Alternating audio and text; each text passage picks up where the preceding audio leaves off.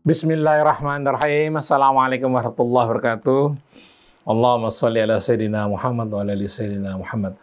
Alhamdulillah, ikhwan dan akhwat pendengar radio Silaturahim dimanapun Anda berada, di Jakarta, di Cibubur, di Batam, di Sukabumi, kemudian juga di Bondowoso, di Aceh, di Yogyakarta, dan di mana tempat Rasil bisa ditangkap. Kita jumpa lagi dalam acara Psikologi Keluarga.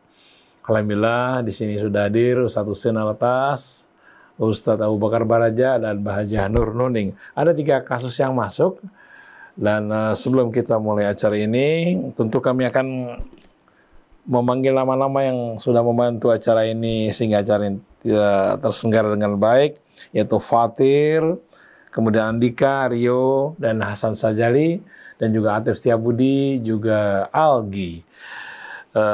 Baik ya, kita mulai acara ini dengan membaca Al-Fatihah. A'udzu billahi minasy syaithanir rajim. Bismillahirrahmanirrahim. Alhamdulillahi rabbil alamin. Ar-Rahmanir Rahim. Maliki yaumiddin. Iyyaka na'budu wa iyyaka nasta'in. Ihdinas siratal mustaqim. Siratal ladzina an'amta 'alaihim ghairil maghdubi 'alaihim waladdallin. Alhamdulillah, Iwan dan Awad, kita sudah baca Al-Fatihah sama-sama. Mudah-mudahan Allah mudahkan kita dalam menghadapi berbagai problem yang kita hadapi sehari-hari. Baik, Mbak Nuning, bisa dibacakan kasusnya seperti apa? Silakan Mbak Nuning. Baik, terima kasih Mas Krisna. Assalamualaikum Ustadz Husein, Ustadz Abu Bakar, dan semua yang bersama-sama dengan Radio Silaturahim di acara Psikologi Keluarga. Jadi kasus seperti yang tadi Mas Krisna katakan lengkapnya adalah, Ustadz, tetangga saya itu sudah mahasiswa semester kelima, kurang lebihnya, itu nggak pernah keluar rumah selama 4 bulan ini. Kalau di rumah, di kamar saja. Kalau saya datang dan tanya di mana dia, orang tuanya bilang di kamar. Dia tidak mau bertemu dengan siapapun. Kalau ada yang masuk, sekarang sudah mulai marah dan melempar benda-benda yang ada. Bahkan sudah menyerang. Kami punya anak seusia itu juga, Ustadz. Takut nih kalau nantinya seperti itu, apa yang harus kami lakukan? Itu yang pertama. Kemudian kasus yang kedua, Ustadz. Saya laki-laki lajang, usia 38 tahun.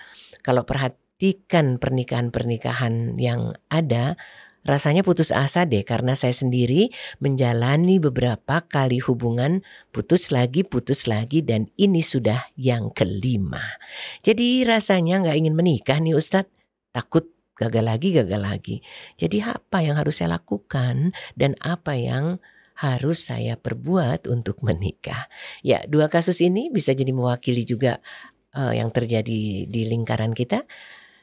Apa yang akan Ustadz berikan jawabannya tentu akan sangat bermanfaat. Mari kita simak dengan telinga jiwa kita. Monggo Ustadz. A'udzu billahi minasy syaithanir rajim. Bismillahirrahmanirrahim. Alhamdulillahi rabbil alamin. Hamdan katsiran tayyiban mubarakan fi kama yuhibbu rabbuna wa yarda. Allahumma salli ala Muhammadin wa ali Muhammad. Assalamualaikum ya Rasulullah. Wassalam ala ahli baitika tayyibin wa sahabatika al-ghurril mayamin. Wasairina ala nahjihil qawim ila yaumiddin. Wassalamu alayna wa ala ibadillahi salihin. Wassalamu alaikum warahmatullahi wabarakatuh.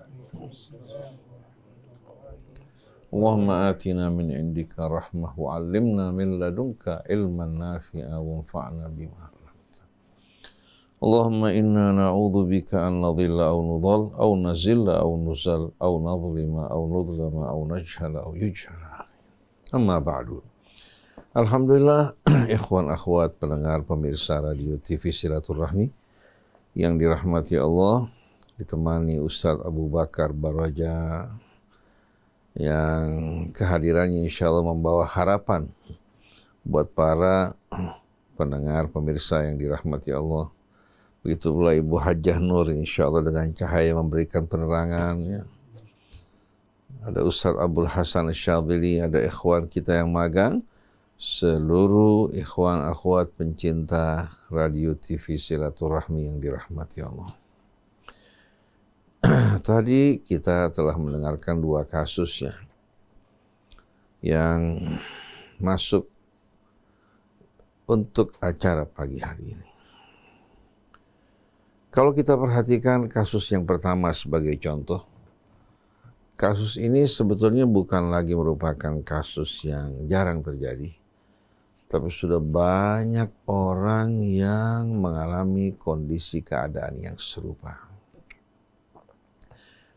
Anak ini tumbuh dalam pendidikan yang betul-betul sukses dari mulai TK, kelihatan keunggulannya pada saat sekolah dasar.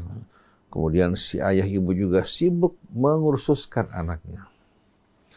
Masuk sekolah SMP, sekolah menengah atas, ya, dalam keadaan baik. Masuk kuliah perguruan tinggi. Semester pertama, semester kedua, ada yang pada semester-semester awal mengalami guncangan. Ada yang sudah hampir lulus mengalami trauma, kehilangan kendali dirinya. Dan gejalanya bermacam-macam. Ada gejala yang mengunci diri, ada gejala yang menyerang orang lain, ada yang mendorong dirinya untuk melarikan diri dari kenyataan hidup dengan obat-obatan, minuman. Ada lagi justru yang yang punya kecondongan untuk melampiaskan hasratnya terhadap lawan jenisnya. Ada lagi yang terhadap sesama jenisnya. Ini menunjukkan bahwa fenomena gangguan jiwa ini ya, yang bermacam-macam bentuknya, menunjukkan bahwasannya manusia di abad modern saat ini, walaupun dalam pendidikan umum maju dengan pesat, tapi justru jiwanya amat rapuh dan lemah. Kita saksikan banyak orang menghadapi cobaan yang berat, tapi tetap tegar. Cobaan yang dihadapi oleh mereka jauh lebih besar dibandingkan cobaan-cobaan yang dihadapi oleh oleh pemuda-pemudi saat ini. Tapi bedanya, yang satu memiliki ketegaran jiwa, keyakinan yang kuat, karena bersandar pada pada yang maha kuat. Satu lagi, walaupun dengan kecerdasan, intelektualitasnya, pendidikan umumnya, tapi jiwanya rapuh. Kenapa? Karena memang orang tua mereka dan sekolah tidak sama sekali peduli memberikan perhatian untuk pendidikan jiwanya. Karena kebanyakan orang zaman sekarang ini yang penting anaknya lulus dengan angka baik. Adapun soal akhlak, soal jiwanya tidak penting. Nanti kalau sudah dewasa juga dia akan berubah. Nah, ini yang kita jumpai saat ini. Begitu anaknya mengalami trauma, mengalami kecemasan, mengalami gangguan jiwa, baru mereka menyesal. Ternyata semua yang mereka persiapkan bangun sebelumnya mengalami kerusakan.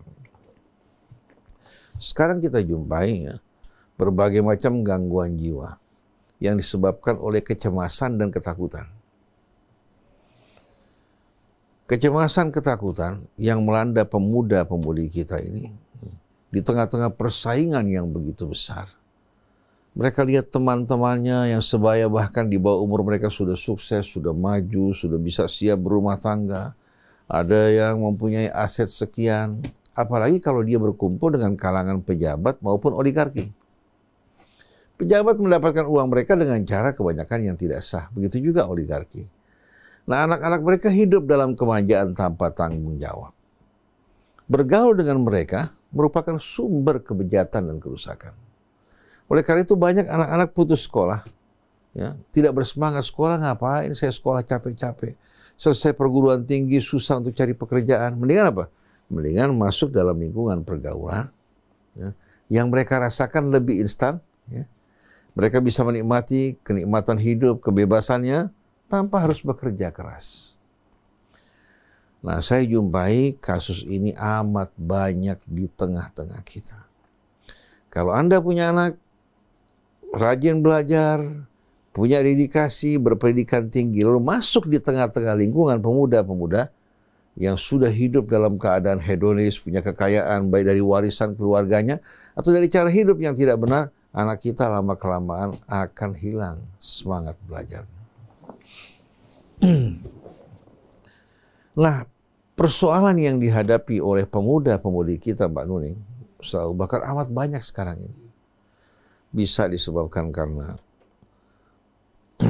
hatinya, ya, yang mencintai seorang perempuan mengalami pukulan karena perempuan tersebut, ya, menikah dengan pria lain, sedangkan dia tidak siap. Si perempuan mengatakan, sampai kapan kamu siap? Saya sudah sampai pada usia seperti ini. Si laki-laki begitu mencintai si perempuan, begitu si perempuan memutuskan dirinya menikah dengan pria lain, dia mengalami trauma yang cukup berat. Dia mengatakan, apa gunanya saya belajar? Saya kehilangan harapan hidup saya. Kan dijadikan si wanita sebagai harapan hidupnya. Dia tidak lagi bahagia dengan ayahnya, dengan ibunya, bahkan menyalahkan mereka. Gara-gara mereka ini, saya hidup seperti ini. Bahkan menyalahkan takdir Tuhannya. Nah, ini banyak kasus seperti ini. Atau juga dia mengalami kasus seperti yang terjadi di Mesir. Di tempat kita juga banyak. Di mana dia gagal untuk masuk dalam jurusan yang diinginkan. Kegagalannya mengundang kemarahan orang tuanya dan cemoohan dari lingkungannya. Si ayah sering mengulang, ibunya sering mengulang. Sedangkan si anak sudah bersungguh-sungguh tapi dia gagal. Pada saat si anak membutuhkan hiburan, membutuhkan dukungan dari orang tuanya tanpa mereka sadari mematahkan harapan anaknya. Akhirnya si anak, ya, yang menghadapi pukulan yang berat mulai mengunci dirinya.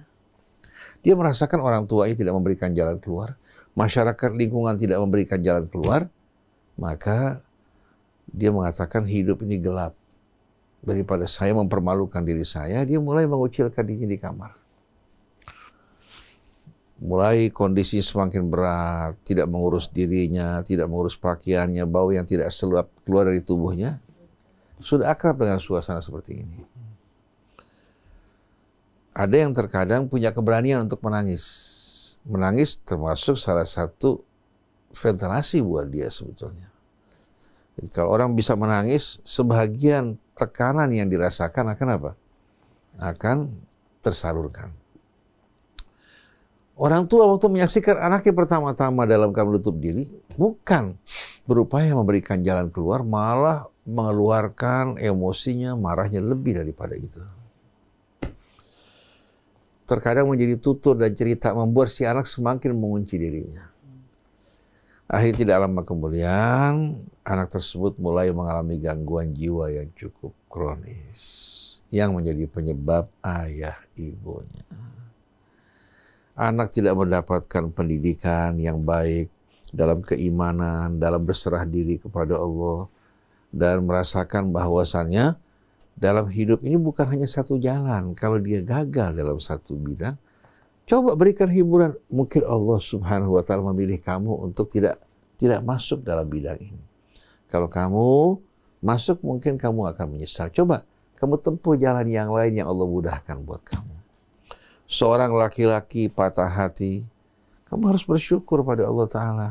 Mungkin wanita ini tidak cocok, daripada berlarut-larut kamu hidup dalam kesusahan. Lebih baik kamu terima dan minta pada Allah untuk menggantikan kamu yang lebih baik. Jangan kamu beranggapan cahaya hidupmu hanya padanya. Dia merupakan bahagia dari kehidupan, tapi bukan cahaya hidupmu yang sebenarnya. Diajarkan bagaimana untuk menerima ketentuan Allah. Yakin di balik semua ini ada hikmah. Dan ingatkan bahwa kehidupan dunia bukan segala-galanya. Kamu diuji, ayah diuji, ibumu diuji.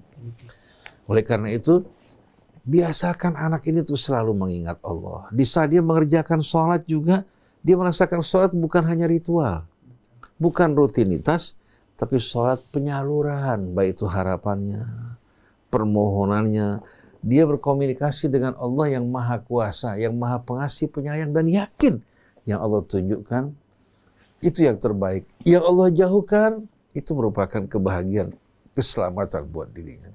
Bila anak selalu diingatkan kepada Allah Subhanahu wa Ta'ala dan diingatkan di balik ketentuan Allah ada hikmah, bukan berarti Allah membolimi kamu di saat kamu tidak menggapai apa yang kamu inginkan. Bukan berarti kamu sukses dengan mendapatkan apa yang kamu inginkan selagi kamu jauh dengan Allah.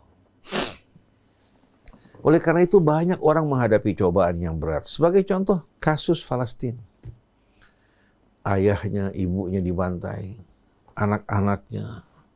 Kemudian mereka susah untuk mendapatkan air. Terkadang mereka mendapatkan air seteguk aja sudah merupakan surga baginya. Tekanan dan cobaan ini membuat mereka semakin mendekat kepada Allah. Mereka juga mengharapkan apa yang di sisi Allah. Karena mereka melihat dunia ini sebetulnya yang nampak indah hanya casing dan penampilannya. Sedangkan isinya adalah cobaan. Jangan pernah kita sama sekali putus asa di saat menghadapi cobaan. Jangan juga kita bangga diri pada saat kita mendapatkan keuntungan. Ada satu ayat dalam suratul Hadid. Allah berfirman, memberikan kita hiburan dan juga motivasi serta peringatan. A'udzu billahi minasyaitonir rajim. Ma asaba min musibatin fil ardi wala fi anfusikum illa fi kitabim min qabli an nabra'aha. Tidak ada satu musibah. Musibah itu bukan perbuatan kita. Musibah ya, merupakan cobaan yang bersifat eksternal. Tidak ada satu musibah ya, di bumi ini maupun pada diri kalian kecuali kami telah tuliskan ya, cobaan-cobaan ini sebelum kami menciptakan dirinya. Allah terangkan hal ini bukan untuk membuat kalian menjadi seorang fatalis yang kehilangan harapan, tidak. Justru hiburan, likaila ta'sau ala ma fatakum, agar kalian tidak larut dalam duka di saat kalian menghadapi cobaan atau sesuatu yang hilang dari kalian. Itu ujian, cobaan untuk menguji diri kamu. Sikap kamu itu yang dinilai bersyukur, tidak bersyukurnya, sabar, tidak bersabarnya, itu dinilai oleh Allah. Sedangkan cobaan, ujian datang dari Allah. Wala tafrahu bima atakum, jangan juga kalian bangga beriforia dengan satu keuntungan manfaat yang kamu terima. Karena ini juga cobaan. Wa nabluukum bisyarri wal khairi fitnah, kami uji kalian dengan kebaikan yang kamu terima, juga dengan keburukan yang kamu hadapi. Untuk menguji syukurmu dan sabarmu, lalu kepada siapa kamu kembali pada saat kamu mendapatkan nikmat atau menghadapi cobaan. Ini ujian yang Allah tetapkan buat kita semua. Lalu Allah katakan apa? Wallahu la yuhibbu kulla mukhtalin fakhur. Allah paling tidak suka orang yang mukhtal, yang bangga, sombong dengan bahasa tubuhnya. Karena ikhtala, yakhtalu itu dalam bahasa Arab diambil dari kata khail, kuda. Kuda kalau lagi sombong gimana? Jalan pelan-pelan, lompat-lompat begitu, sambil nengok kaki. Lalu digunakan untuk bahasa tubuh yang menunjukkan kebanggaan, kesombongan. Fakhur lagi suka membanggakan diri dengan cerita, menceritakan hartanya, menceritakan kelebihannya. Jadi apa yang dialami anak kita yang mengucilkan dirinya karena trauma yang dihadapi pada semester 5, sebetulnya kalau orang tuanya dari awal betul-betul mendekatkan dirinya, memberikan hiburan bukan menambahkan cobaan yang dihadapi, pada saat dia lagi membutuhkan dukungan, ternyata si orang tua mendorong anaknya untuk lebih dalam masuk ke dalam trauma. Seharusnya begitu dia melihat gejala seperti ini, dia mulai bertanya-tanya apa kira-kira penyebabnya. Dan biasanya anak kalau orang tuanya terbuka, suka curhat sama orang tuanya. Kalau terbuka ya. Tapi kalau anak orang tua jaga image dengan anaknya, jaga wibawa, si anak tidak berani cerita sama orang tua, cerita sama orang lain yang terkadang memberikan solusi yang salah. Yang seharusnya orang tua buka hatinya, menghadapi juga dengan sikap legowo, peduli, Jangan obsesi orang tua yang diperhatikan. Kamu harus masuk ke dokteran. Memang kalau jadi dokter, kamu jadi kaya dan mulia. Berapa banyak dokter susah untuk mendapatkan pekerjaan, bahkan pendapatannya amat apa? Sampai tukang perbaiki ledeng, perbaiki apa? Perbaiki listrik, pendapatan lebih besar daripada seorang dokter. Betul-betul. Harus menjadi seorang pilot, atau menjadi seorang ilmuwan, menjadi pejabat, wakil rakyat. Ini obsesi. Belum tentu itu sesuai dengan anak kamu.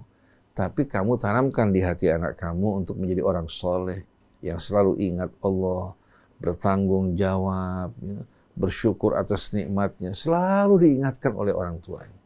Jadi tidak penting bagi orang tua mau jadi dokter, insinyur, menjadi pedagang, yang penting sesuai dengan apa? Dengan betul-betul bakat dan kecondongan dirinya. Nah, seringkali anak kita rusak karena obsesi kita, karena obsesi sekolah, ya, tanpa melihat bakat kemampuan orang tersebut. Dalam riwayat i'malu wa kullun muyassarun lima khuliqal. Beramalah kalian. Tiap orang tuh diberikan potensi, ya. Potensi kan berbeda-beda. Kalau potensi sama, siapa nanti kalau semua jadi petani? Semua di bidang IT siapa yang bakal apa? Siapa yang bakal bercocok tanam? Siapa juga yang bakal apa? Menghasilkan pakaian untuk kita diberikan. Semua potensi, ya, sesuai dengan yang Allah mudahkan buat dirinya. Oleh karena itu, kejadian yang terjadi pada anak tersebut ini jelas, ya, kesalahan orang tua. Jadi kalau seandainya penanya takut anaknya seperti itu, dia harus dekat sama anaknya. Dan paling penting, sebelum anak tersebut diingatkan untuk meningkatkan matematiknya, biologinya, meningkatkan juga pengetahuan umumnya, tingkatkan imannya, ketakwaannya pada Allah. Kalau orang tua selalu mengingatkan, bertakwalah pada Allah, bersyukur padanya. Sebentar lagi kita akan meninggalkan dunia kembali pada Allah. Kalau kamu susah, kamu datang padanya. Dia lebih dekat kepada kamu daripada saya, orang tua, dengan kamu. Ibu percayakan kamu sepenuhnya pada Allah, maka percayakan hidupmu kepada Allah. Insya Allah ini akan menjadi jalan keluar bagi segala cobaan yang dihadapi. Saya bisa berkata begini karena saya juga pernah mengalami masa-masa pada saat kita remaja, pada saat kita memasuki usia dewasa, kita mengalami tekanan yang luar biasa.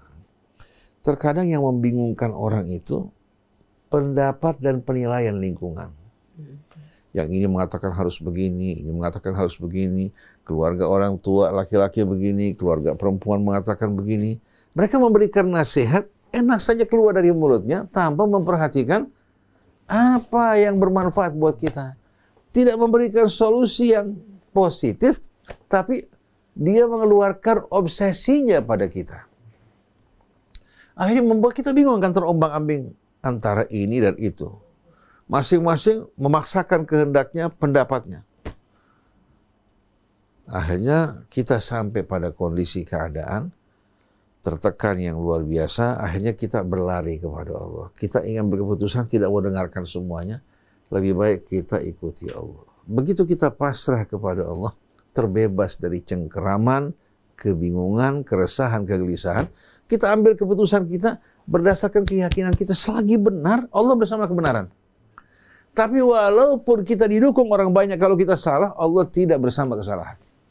Maka tempatkan diri kita bersama kebenaran. Pertama memang berat, tapi begitu kita lepas dari cengkeraman mereka, mereka tidak lagi mampu mengaruhi kita.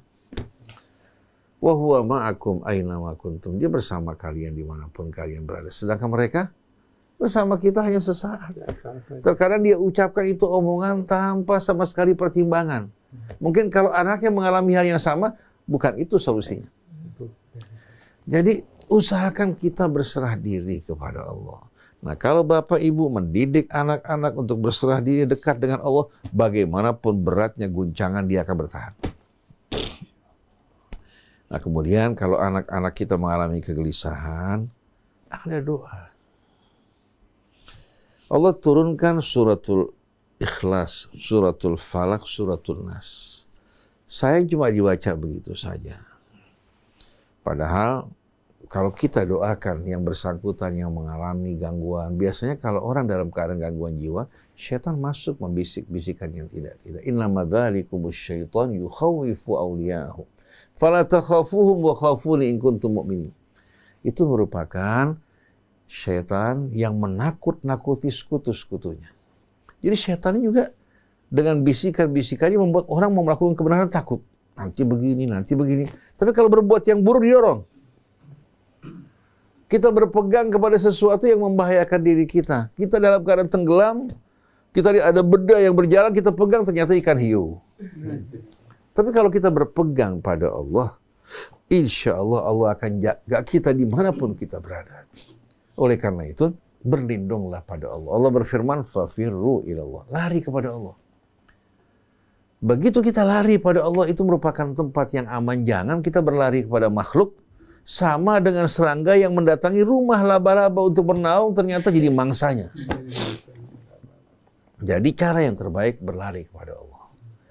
Fafirru ilallah inni lakum minhu nadhirum mubin. Dia tempat yang paling aman, tempat yang paling damai. Saya katakan menyaksikan seorang yang mengalami gangguan. Kita bacakan ya. U'idzuka billahil ahad as-samad alladzi lam yalid wa lam yulad wa lam yakul lahu kufuwan. Kalau a'udzu, aku berlindung. Kalau untuk dia yang dalam keadaan tidak wajar, nggak mungkin bisa berlindung sendiri kan? Kita engkol dulu. Mobil diengkol kan? Iya. Orang sekarang mungkin nggak tahu diengkol.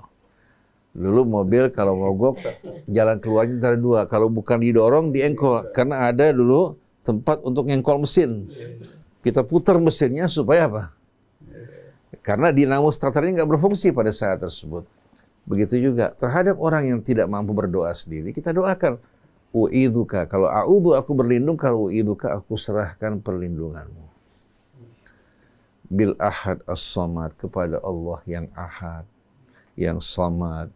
Alladzi lam yalid wa lam yulad wa lam yakul lahu kufuwan ahad. Min syarri ma tajidu, dari keburukan yang kamu rasakan. Kalau perempuan dirubah jadi u'idzuki. Kemudian lanjutkan u'idzuka birabbil falaq. Min syarri ma khalaq wa min syarri ghasiqin idza waqab wa min syarri naffatsati fil 'uqad wa min syarri hasidin idza hasad. Aku serahkan perlindunganmu, bentengi kamu dengan Allah Rabbil falaq, dari kejahatan keburukan yang diciptakan. Wa min syarri ghasiqin idza waqab, dari gangguan-gangguan mara bahaya yang datang di malam hari. Biasanya pengaruh sihir di malam hari itu kuat. Wa min syarri naffatsati fil 'uqad, juga ini merupakan pengaruh sihir, para penyihir yang meniupkan sihir mereka, yang berusaha untuk memisahkan antara suami sama istri, yang membuat jiwanya bergelisah, yang membuat dirinya berada di bawah kendali syaitan. Wal iyadzu billah. Wa min syarri hasidin idza hasad, dari bahaya juga orang-orang yang dengki dan iri. Kemudian u'idzuka birabbin nas malikin nas. Doa ini bisa menghilangkan mara bahaya yang dihadapi. Kemudian dari kejahatan syaitan, sihir, yang terakhir dari was-was dan kegelisahan. Jadi orang tua selagi anak tersebut sakit, dia bacakan tanpa henti. Begitu dia mulai sadar, bisa sendiri, ajarkan dia untuk membaca. Baca a'udzu birabbil falaq, a'udzu birabbin nas, a'udzu bil ahadis samad. Dan kita di rumah bersama keluarga, semua istri membaca, kita membaca, yang sudah menikah juga membaca. Kita baca u'idzu nafsi wa zauji, ya. Kemudian wa ma razaqani wa zauji wa dzurriyyati wa ma razaqani rabbi bil ahadis samad alladzi lam yalid wa lam yulad. Ku bentengi diriku, pasanganku, anak keturunanku, rezeki yang Tuhanku berikan padaku. Bil ahadis samad alladzi lam yalid wa lam yulad, birabbil falaq, birabbin nas. Kita pasrahkan pada Allah, kita aman. Yang di rumah, yang di luar, yang dimanapun berada. Allah sama sekali tidak akan apa? Tidak akan sama sekali menyia-nyiakan orang yang berlindung padanya. Nah, dengan sikap pasrah seperti ini, kita bebas dari kegelisahan. Anak yang di luar negeri, anak yang sekolah jauh, kita yang di rumah, kita yang berangkat meninggalkan keluarga. Jadi yang paling penting sebelum kita memberikan pendidikan yang akan membantu dirinya untuk hidup di dunia, pendidikan yang menjadi benteng dirinya, itu yang paling penting. Karena jiwa manusia semakin kuat, kemampuannya juga, daya tahannya akan semakin kuat. Saksikan coba di Libanon, di Yaman, negara kecil yang tertinggal. Begitu juga Palestina. Cobaan mereka dibandingkan kita nggak ada apa-apanya. Jadi kalau anak kita trauma sampai mengalami katakan gangguan bipolar, terkadang dia mengunci dirinya, menangis, terkadang dia tertawa, senang berlebih-lebihan. Ini gangguan-gangguan seperti ini banyak sekali di negeri kita pada saat ini. Kecemasan, ya. Dan efek samping yang ditimbulkan oleh kecemasan banyak. Apalagi pemuda-pemuda sekarang nih. Sudah di perguruan tinggi, mau kawin, biaya hidup cukup mahal. Dia bingung, kapan saya bisa kawin kalau begini? Makanya kita ingin masjid-masjid itu pada hari-hari Jumat, kalau bisa apa? Dijadikan setelah Jumat untuk menikahkan pemuda-pemudi kita. Tidak perlu keluar uang biaya besar, uang yang dikumpulkan untuk kontrak rumahnya atau bayar uang muka. Adapun perkawinan habis sholat Jumat, kita nikahkan tanpa biaya. Yang mendoakan orang yang sholat, bukan orang-orang yang pakaiannya apa? Pakaian-pakaian terbuka, hedonis, datang juga tanpa kehusyuan. Kalau yang sholat di masjid kan beda. Di Sunda Kelapa juga katakan di masjid hari Ahad pengajian. Kita zaman di Mesir dulu, saya ingat Syekh Hafidh Abu Salamah, setelah khutbah Jumat dia akan menikahkan beberapa pasangan pengantin. Yang hari bisa sampai 10.000 orang. Masya Allah. Subhanallah, begitu selesai Jumat mereka tidak bergerak. Mereka mendengarkan bagaimana khutbah nikah sampai menikahkan saudara mereka. Setelah pernikahan selesai, orang bersama-sama mendoakan, pulang ke rumahnya, sediakan makan untuk tetangga, besok sudah kerja lagi. Nggak buang-buang uang, nggak sewa gedung, tapi apa? Yang doakan Banyak orang. Jadi ringankan beban hidup kita, sederhanakan hidup kita, jangan pamer. Ini yang makan biaya pamer. Orang tua bilang gak enak, orang bilang apa nanti teman-teman kita, relasi kita. Ini semua yang makan biaya merugikan buat kita, sumber kebejatan, sumber kerusakan. Nah, kasus yang kedua, Mbak Nuni. Iya. Kasus yang kedua kalau kita lihat, laki-laki yang putus asa. Karena sudah mengadakan hubungan dengan perempuan berkali-kali, putus lagi, putus lagi. Caranya salah, Mas. Kalau Anda berhubungan sama perempuan, ya, dengan cara-cara yang salah, semakin lama bertemu, semakin ragu hati Anda. Laki-laki kalau lama berkomunikasi dengan perempuan tanpa ada penyelesaian, apalagi menempuh cara yang salah, lama-kelamaan hati masing-masing akan mengalami keraguan. Yang terbaik itu tempuh cara yang Allah tunjukkan. Laki-laki pertama dia melihat bagaimana wanita tersebut, ya, apakah wanita yang solehah apa tidak. Kemudian lihat orang tuanya, lihat pergaulannya. Kalau memang mereka, wanita ini orang yang soleh, orang tuanya juga baik-baik, lingkungannya baik-baik, Anda bertemu, ya, berkenalan, bertatap muka, biar si perempuan melihat Anda, karena yang milih bukan hanya laki-laki, perempuan juga punya hak pilih. Nah, kalau ada kecocokan, langsungkan pernikahan kalau sudah kenal. Jangan terlalu lama terombang-ambing oleh perasaan. Rata-rata yang pacaran lama cepat juga bubarnya. Pacaran 10 tahun baru sebentar bubar. Karena sehari-harinya sudah habis pada masa berpacaran.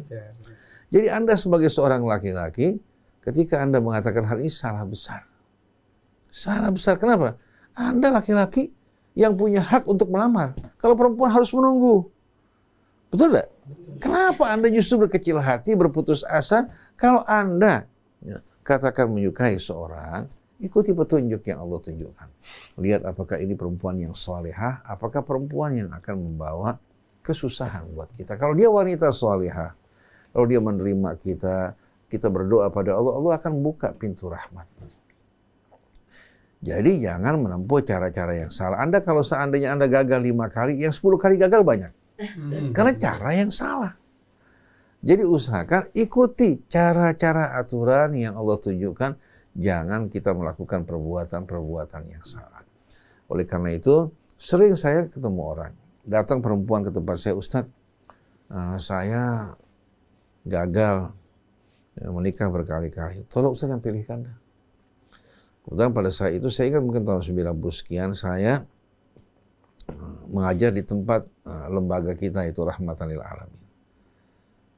Saya kenal satu orang laki-laki juga yang mengalami kondisi yang sama. Saya panggil, kamu kan mau cari istri, coba kamu kenalan sama dia. Ngobrol berdua, Allah kasih subhanallah. Sejam kemudian keluar, gimana? Cocok Ustaz? Langsung saya nikahkan pada saat itu juga. Allah kasih sekarang, Allah kasih punya anak banyak dan masing-masing hidup menjalani kebahagiaan mereka semuanya. Jangan kepanjangan. Saya waktu menikah tidak pernah lihat dia sebelumnya. Setelah nikah baru lihat. Kenapa? Saya tanya sama Allah yang maha melihat, yang maha tahu. Kalau pandangan mata kita ini bisa sering kali kabur karena apa? Suka duluan. Begitu berumah tangga ternyata nggak seperti yang kita suka. Timbul rasa apa? Rasa frustasi. Jadi kalau Anda betul-betul mau menikah dengan baik, coba Anda ya minta seorang yang baik menghubungkan dengan wanita yang baik dan salihah. Tidak perlu terlalu lama. Kalau Anda lihat wanitanya baik, keluarganya baik-baik, dan Anda siap menjadi seorang muslim yang baik bertanggung jawab, Anda lamar. Insya Allah setelah pernikahan, Anda akan melihat surga, kebun-kebun yang indah dengan buah-buahnya. Tapi yang berpacaran, akhirnya mereka menanam duri sebelum menikah. Begitu berumah tangga, ternyata yang subur pohon duri. Iya, nanti mulai lihat perempuan lain tertarik. Si perempuan lihat laki-laki lain, si laki-laki mengatakan, ternyata setelah saya menikah kok cintanya jadi padam. Bukan yang padam nafsunya, bukan cintanya. Sebelumnya nggak ada cinta. Karena orang kalau menikah dengan cara baik-baik, subhanallah, begitu dia berumah tangga mengikuti petunjuk Allah, mulai benih cinta tumbuh. Kalau pacaran yang tumbuh nafsunya, begitu berumah tangga nafsunya hilang, mulai akhirnya apa, matanya kemana-mana, tertuju pada yang lain. Jadi kita doakan mudah-mudahan Anda bisa menemukan pasangan yang sesuai dan jangan pernah berputus asa, berkecil hati. Malu sama orang-orang yang di Palestina, yang di Libanon, di Yaman, orang yang menghadapi cobaan yang berat, masa dicoba dengan percobaan seperti yang Anda merasa kecil hati? Bangkitkan semangat Anda, kemudian berusaha serahkan selebihnya pada Allah. Yang Allah pilihkan bagi Anda itu yang terbaik. Sedangkan yang kita pilih terkadang membawa efek-efek dampak negatif. Wal'iyadzubillah. Masya Allah. Jadi persuasif banget bahasan hari ini untuk yang masih lajang. Jangan pernah menyerah, sementara untuk yang dengan buah hati tadi, kalau kita tangkap bahwa buah jatuh tidak jauh dari pohonnya, bagaimanapun juga buah hati kita, peran kita di sana sangat besar sekali. Lantas apa yang akan disampaikan oleh Ustadz Abu Bakar Baraja terkait dengan ini? Yuk kita simak. Assalamualaikum warahmatullahi wabarakatuh. Waalaikumsalam warahmatullahi wabarakatuh. Alhamdulillah. Begitu banyaknya nikmat Allah yang selalu memberikan kepada kehidupan kita. Nikmat-nikmat yang senantiasa memberikan berbagai macam kebutuhan. Nikmat yang selalu datang dan memberikan sesuatu yang indah.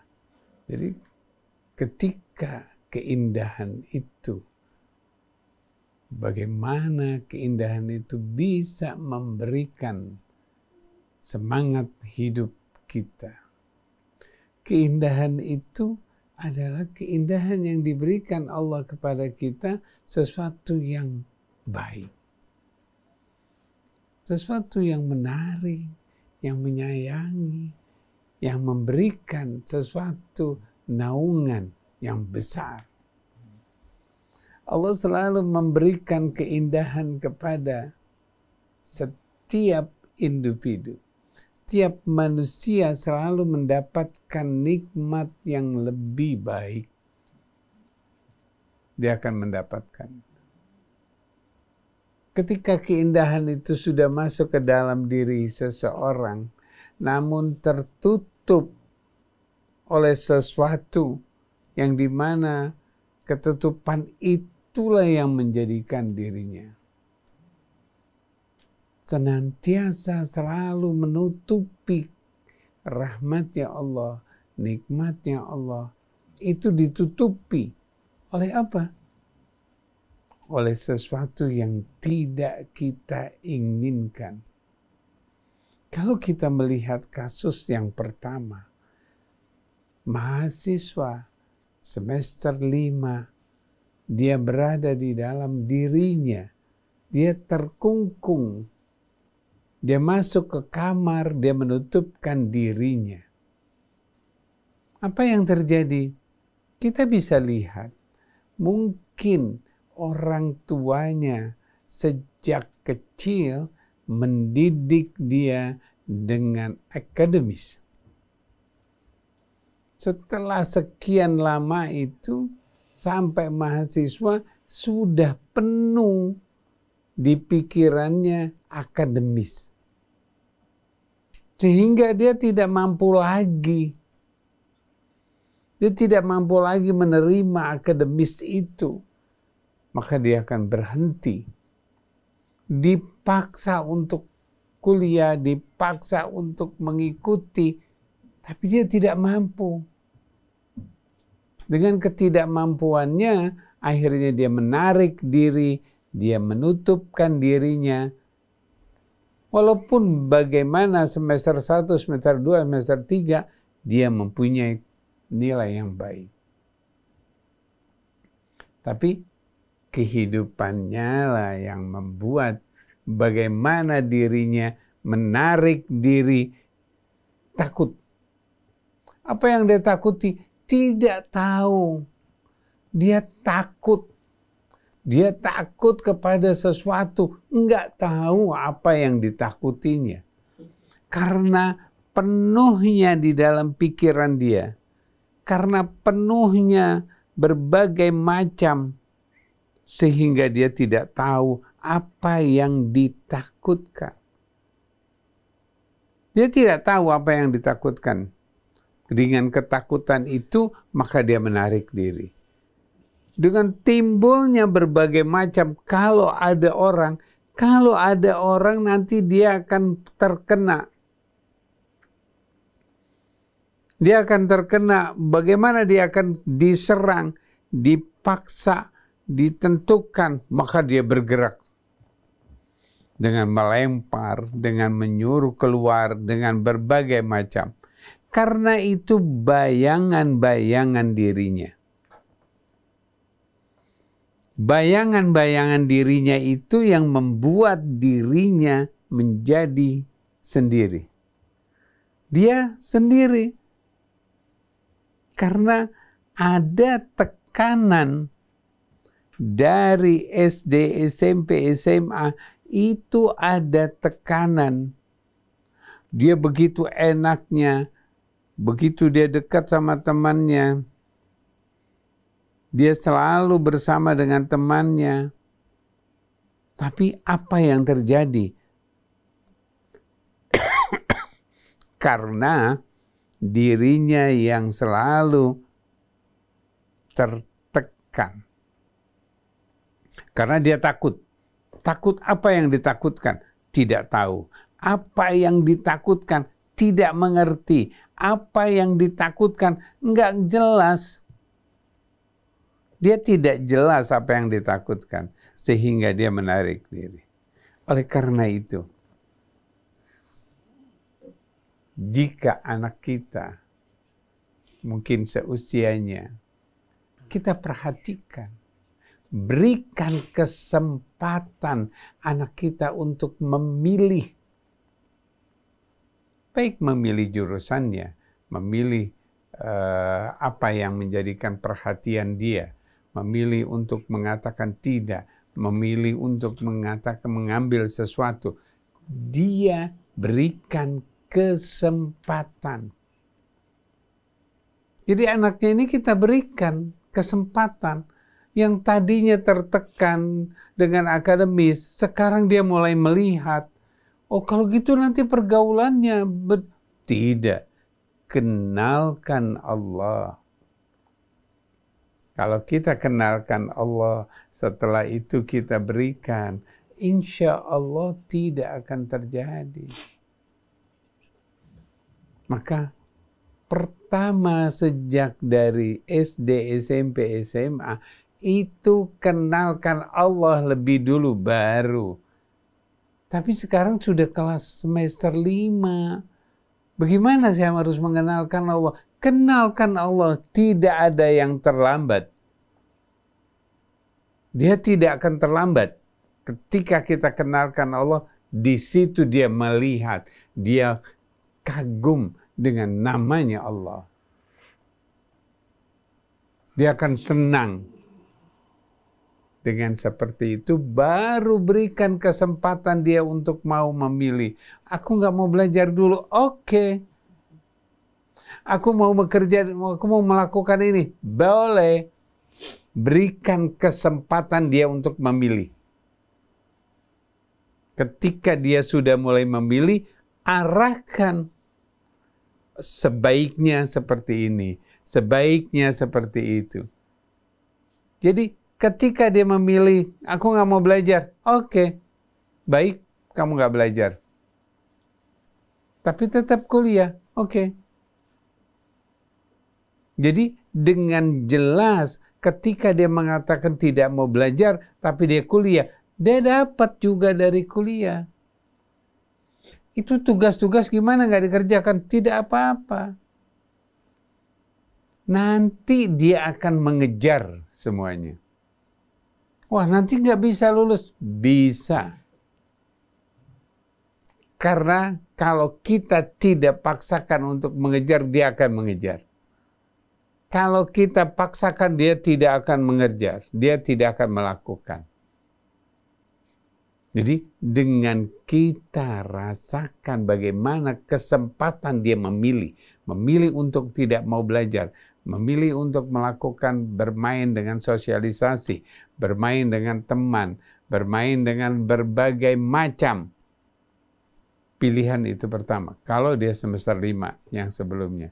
Karena pada usia-usia SMA, SMP yang dia harus bermain, dia harus bermain. Nah sekarang permainkan itu paling 1 bulan dia bermain. Tapi kita mulai arahkan. Kita berikan kesempatan dia, kita juga melakukan sesuatu. Arahnya bagaimana? Arahnya pelajaran, kenal Allah, sholat. Itu kita ingatkan, bukan kita paksa. Kita ingatkan. Kita ingatkan untuk dia melakukan. Agar supaya dia melek, dia mengetahui bagaimana Allah itu. Dan pekerjaannya pun, pelajarannya pun dengan mudah, dengan dilakukannya dengan ringan. Insya Allah dia akan melakukannya. Oke. Nah, yang kedua. Yang kedua, seseorang selalu gagal dalam memilih pasangannya. Dia selalu gagal. Karena ketika ketemu sama wanita, dia ingin tahu. Dia pengen tahu bagaimana wanita itu. Dia ingin kenal. Dia ingin terus-menerus mendekatkan dirinya. Itu yang membuat dia akhirnya salah melihat. Ketika dia melihat, wah anaknya baik, bagus ini. Tapi ketika dia diam-diam melihatnya dari belakang, dari bermain, oh dia lagi main sama-sama, dia lihatin. Ternyata tidak benar. Karena tidak ada kamu. Jadi ketika berhadapan bersama, dia akan tutup dirinya. Dia akan tunjukkan yang baik-baik. Tapi ketika nggak ada kamu, dia akan lakukan segala sesuatunya. Kamu tidak akan inginkan itu. Pisah lagi. Ketemu lagi dengan orang yang lain, gagal lagi. Ketemu lagi, gagal lagi. Apa yang terjadi? Karena kamu hanya melihat negatif. Karena pikirannya selalu melihat yang negatif. Ketika itu kamu hanya melihat dia negatif. Pertamanya kamu melihat, oh dia bagus, dia baik, dia bagus. Dia akan lihat, ada nggak yang negatif? Ya, kalau kamu cari yang negatif, maka dapat yang negatif. Ketika dapat yang negatif, kaget kamu. Dilepas lagi. cari lagi negatif, dilepas lagi. Tidak akan pernah bisa. Maka dari itu, perhatikan ketika kamu mendapatkan seorang dan kemudian bertemu, kamu lihat yang positif sudah selesai. Kalau ada orang, wah dia nggak benar gini. Tidak. Oh dia nggak baik, nggak betul. Tidak. Boleh kita mendengar kita tidak baik, kita teliti. Oh dia tidak baik. Tapi perhatikan yang positif. Kalau kita memperhatikan yang positif dari seseorang, maka kita akan mendapatkan yang positif. Ketika menikah, terjadi yang nggak baik, kita tinggalkan, kita perhatikan yang positif. Yang lama-kelamaan yang negatif akan tertinggal, tidak kita bahas. Tidak kita persoalkan yang negatif, yang kita persoalkan yang positif. Ketika dia berbuat baik, kita perhatikan, kita senangkan. Ketika dia berbuat yang tidak baik, kita tinggalkan. Kita tinggalkan, kita lihat yang baik terus di mata kita adalah yang baik. Insya Allah, ketika kebaikan-kebaikan itu datang, maka seluruhnya yang negatif akan pergi. Jadi yang negatif itu ada, dan pergi. Bahwa itu cobaan, dia akan datang, dia akan pergi. Karena kita tidak mempermasalahkan. Maka dari itu, bagaimana mempermasalahkan yang positif. Kalau yang positif kita perhatikan, maka kita akan dapat yang positif. Insya Allah. Subhanallah, Mas Krisna keren banget ya. Mudah-mudahan ini semua bisa mempersuasi kita yang lain. Terima kasih banyak Ustadz Hussein, Ustadz Abu Bakar. Sayang sekali waktu kita sudah habis. Subhanakallahumma wa bihamdik. Asyhadu an la ilaha illa anta astaghfiruka wa atubu ilaik. Alhamdulillah, terima kasih Ustadz Hussein, Ustadz Abu Bakar Raja, Mbak Haja Nur Nuning.